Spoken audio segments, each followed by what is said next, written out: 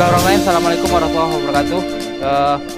Bapak, ini Pak, secara tak sengaja kami datang ke sini. Sebelumnya saya kenalkan dulu Pak, karena saya baru sini kan penyuluh pertaniannya, karena baru dimutasikan dari Pematang Sikek ke sini. Jadi saya penyuluh baru, sebelumnya Ibu Meli. Jadi untuk itu saya perkenalkan dulu.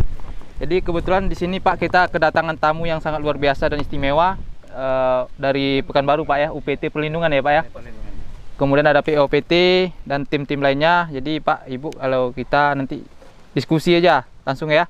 Karena mungkin ada kendala-kendala mengenai penyakit, silahkan diskusikan. Nanti kalau bisa kita selesaikan permasalahannya. Kalau enggak, nanti mungkin dibawa sampelnya untuk di labor. Mungkin untuk itu Pak bisa dijelaskan sedikit mengenai hama dan penyakit di sini lah. Kira-kira nanti kita tanya jawab aja ya. Assalamualaikum warahmatullahi wabarakatuh.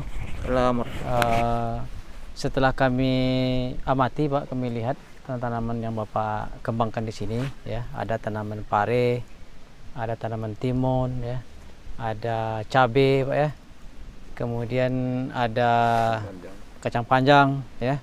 Nah ini kan kayaknya Bapak mengembangkan tanaman sayur-sayuran ya, sayur-sayuran. Jadi tanaman sayur-sayuran ini memang dia berumur pendek ya, tapi dia kan bisa kita tanam secara bergiliran ya, tanam secara bergiliran ya, karena seperti kita lihat sekarang ini ada tanaman pare ini ya, ini pare cukup lumayan ini, artinya lalat buahnya tidak banyak. Nah, biasanya lalat buah yang sering menyerang pada tanaman buah-buahan ini ya, sayur buah lah, kayak timun, kayak pare ya, termasuk juga gambas. Nah itu sangat rawan terhadap serangan hama lalat buah ya. Nah tapi tadi ada keluhan dari Bapak petani bahwasanya ada serangan fusarium ya. Fusarium itu memang dia dari jamur tanah ya, jadi dari jamur tanah. Kebetulan tadi kami telah mengaplikasikannya di tempat Pak Kusdi ya, Pak Yusdi ya. Nah, kami sudah menduga juga bahwa kalau kita ke lapangan, kita dari laboratorium sering membawa jamur itu ya. Jamur itu adalah jamur antagonis Pak. Jadi jamur antagonis itu gunanya nanti memang kita investasikan ke pupuk kompos, pupuk kandang. Jadi nanti sebelum Bapak tanam ini, nanti pupuk komposnya itu ditumpuk dulu ya, ditumpuk, kemudian nanti ditaburkan trichoderma di komposnya. Kemudian kita aduk merata ya. Kalau seandainya pupuknya itu agak kering, nanti kita lembabkan lah, kita kasih air sedikit supaya jamur itu nanti tumbuh di pupuk kompos itu. Nah kemudian nanti baru kita tutup pakai goni, pakai terpal ya, kita biarkan atau kita peram dia kira-kira 1 minggu.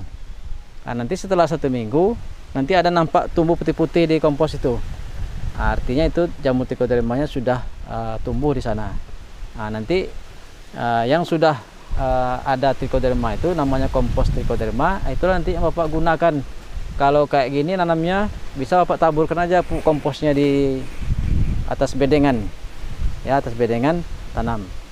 Kalau umpamanya Bapak pakai mulsa, nanti kan pakai apa, nanti di lubangnya itu aja. Kalau nanam cabai apa, cuma 1 tempurung aja, 1 lubang, untuk menjaga supaya jangan diserang lagi oleh penyakit jamur fusarium ataupun jamur-jamur yang menyebabkan tanaman kita menjadi layu. Nah itu, jadi nanti itu bisa dikembangkan ya, jamur trichoderma. Kami sudah bawa tadi induknya. Nah, kemudian nanti kalau kurang, nanti sila bisa ambil di laboratorium Pak, bisa diperbanyak lagi ya. Besok kalau ada yang ke Pekanbaru, besok singgah ke laboratorium, nah, diambil induknya, nanti diperbanyak di sini. Nah itu mungkin demikian yang dapat kami sampaikan. Terima kasih. Wassalamualaikum warahmatullahi wabarakatuh. Ada yang mau didiskusikan? Enggak ya? Selesai? Ya, mungkin kalau solusinya udah dapat ya mungkin udah selesai. Kalau udah Ya gitu. Nanti kita coba nanti Pak, kalau seandainya ada kendala seperti jamur tadi ya kan, bisa kita kunjungi ya, kita tengok ya Pak Bus ya. Ya. Nah jadi itu lah, karena kan saat ini kita nggak langsung mana yang ini kan, ditunjuk mana kan gitu Pak ya. Mungkin itu ya, ada kalau yang dibutuhkan, misalnya kayak petani membutuhkan trichoderma tadi Bapak bilang tadi di laboratorium ada kan gitu. Iya. itu membeli atau untuk dibagikan gitu. Untuk dibagikan, Pak. Dibagikan. Untuk dibagikan gratis. Terus Iya. sekiranya Jumlah berapa terbatas ya? apanya Iya. gitu. Dengan jumlah terbatas. Kita paling banyak kita nanti akan kita bagi-bagikan ke petani itu sebanyak 5 kilo.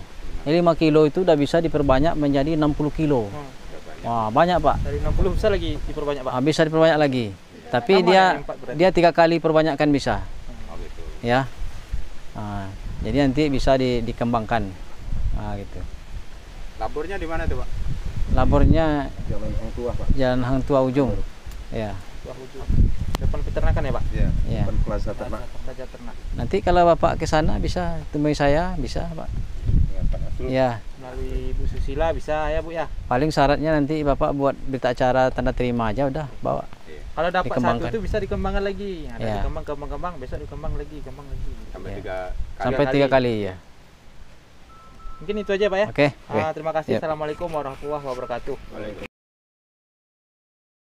Oke, Nah, jadi tadi kita sudah mengaduk trichoderma ini dengan kompos, Pak ya. Ya. Jadi memang dengan kompos inilah yang paling bagus kita menginvestasikan trichoderma ini. Karena trichoderma ini ada jamur tanah ya. Nanti dia akan tumbuh di pupuk kompos kita. Ya. Nah, jadi caranya tadi sudah kita laksanakan. Kalau seandainya kompos kita itu kering, bagus ini kita aduk dengan air. Kemudian nanti kita siramkan ke pupuk komposnya. Setelah disiramkan nanti baru kita aduk rata seperti mengaduk semen ya. Nanti setelah rata baru kita tutup dengan plastik, Ya. dengan terpal atau plastik sampai dia nanti kita biarkan kita peram lagi kira 1 minggu. Ya. Nanti udah nampak tumbuh putih-putih di pupuk kita itu, berarti dia sudah mulai berkembang di pupuk kompos. Nanti barulah setelah dia jadi baru kita gunakan untuk menanam tanaman. Umpamanya kalau kita nanam bawang umpamanya bisa ditaburkan di bedengan ya. Ya. Kalau kita nanam cabai umpamanya kita kasih 1 tempurung per lubang. Ya. Nanti setelah dikasih itu baru tanamannya ditanam. Nah itu. Jadi kegunaannya adalah untuk mengendalikan jamur-jamur tanah seperti jamur fusarium, ya, jamur phytophthora, ya, pitium, ya, banyak sekali yang merusak pada tanaman kita, ya. Nah itu kegunaannya salah satunya. Nah kemudian juga nanti trichoderma ini dia juga selain dia bisa mengendalikan jamur-jamur tanah, dia juga bisa menghasilkan zat perangsang tumbuh bagi tanaman. Ya. Jadi intinya adalah dia menyehatkan akar. Ya. Jadi apabila tanaman itu akarnya sehat, akarnya banyak, maka dia akan tumbuh dengan subur. Dan tahan terhadap serangan hama dan penyakit. Ya. Nah, itu dia. Apa namanya? Kalau busuk buah, Pak ya. Ya. Busuk buah ya yang disebabkan oleh Sclerotium. Ya, Sclerotium. Nah, ini juga bisa kita pakai trichoderma.